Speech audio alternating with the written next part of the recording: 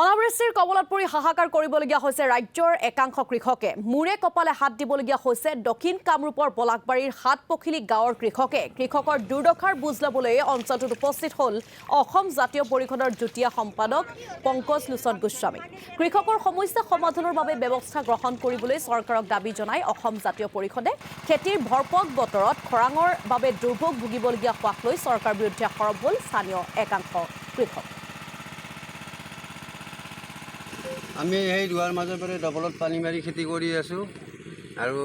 পানী অহাও নাই চব এই মেচিনে দিয়া কাম কৰি আছোঁ খেতি কৰিব পৰা নাই বহুত মাটি আছে এইখনতে চনি আছে দেখিছে নাই আগত দেখাই পাইছে পানীৰে অসুবিধা দিয়ক এতিয়া কেনেকৈ আপোনালোকে কঠীয়া ৰুইছে এনে কঠীয়া মানে মেচিনে সৰু মেচিন আছে সেই মেচিন দি এনে পুতি আছোঁ পানীৰ আঁচনি একো নাই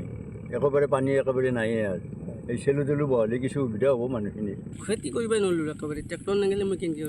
কিমান বিঘা মাটিত আপুনি খেতি কৰি আগত 2 বিঘা 6 বিঘা মাটি মোৰ সেইদিনাও মই ট্ৰেক্টৰ পানী মিচিঙৰ কাৰণে পানী মাৰিলোঁ 900 টকাৰ পানী মাৰিলোঁ ট্ৰেক্টৰ নেগাল ৰখি ট্ৰেক্টৰ মই আজিকালি কৰিবই পৰা নাই আমাৰ চাওঁ আজি শাওনৰ মাহটো শেষেই হ'ল